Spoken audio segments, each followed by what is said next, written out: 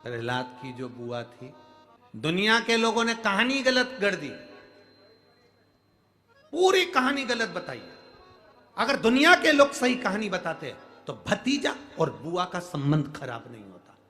कहानी गलत थी ना।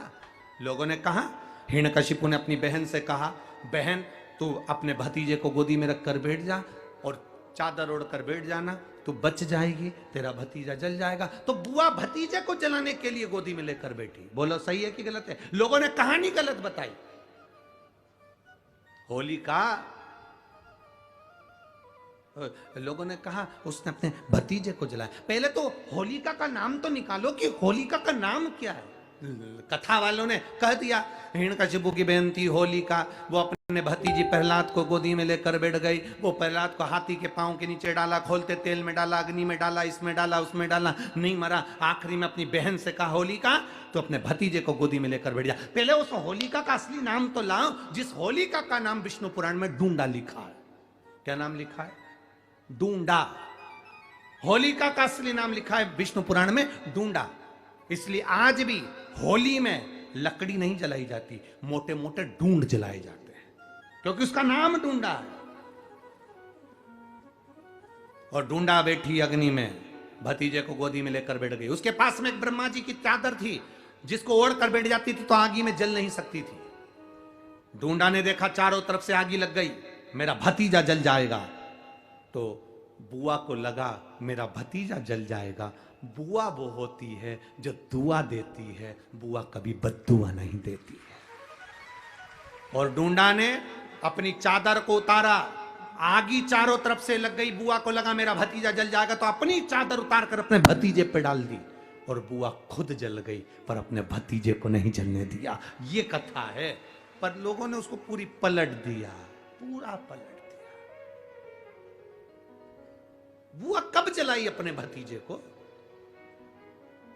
आप में से इतनी सारी बुआ बैठी हैं, कभी अपने भतीजे को अपशब्द कहा? कभी अपने भतीजे को श्राप दिया? कभी अपने भतीजे को बद्दुआ दी? नहीं।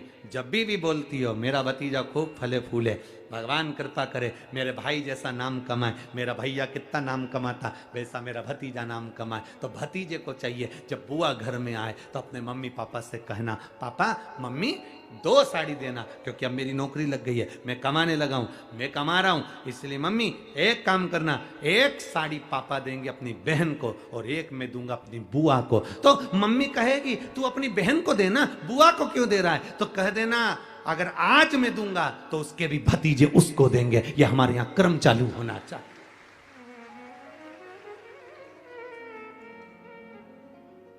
पर करे क्या, 4 भाई 1 साड़ी। बहन को जब देते हैं पैक करके, पूरी पैकिंग,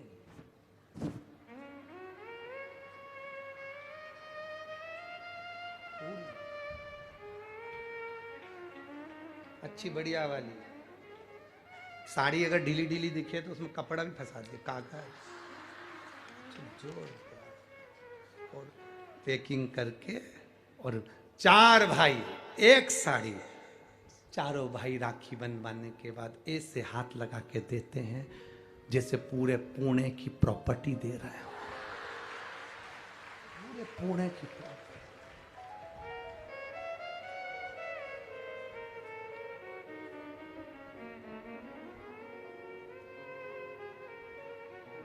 अब किसी ने पूछा कि क्यों रे चारों भाइयों ने मिलके 1 साड़ी दी? अभी हम एक ही तो घर में रहते हैं, सब एक हैं। तो एक काम करा करो, 1 थाली खाने की लगाओ, 1 भाई खाना खाए, बाकी के सब टच करके बैठ जाओ। एक ही जगह तो रह रहे हो, एक ही थाली में काम। तुम्हारे टच करने से 4 भाई का 1 साड़ी में हिस्सा हो गया, तो तुम्हारा समोसा तुम खाओ, बाकी के 3 भाई टच करके बैठे, पेट नहीं भरा है। अपने को क्या करना, अपन तो अपनी साड़ी ओढ़ो दादा, अब करो क्या उसको, चित्त क्या विचार करिए जरा, भरोसा अपने भतीजा कहे नहीं देव, बहन बेटी को देने से कभी घटता नहीं है, कभी नहीं घटेगा, जिंदगी भर नहीं घटेगा। क्या घट रहा है? शिव को दिया कभी नहीं घटता, संत को दिया कभी नहीं घटता, और बहन बेटी को दिया, गौ माता को दिया, कभी नहीं घटता, कभी नहीं घटता।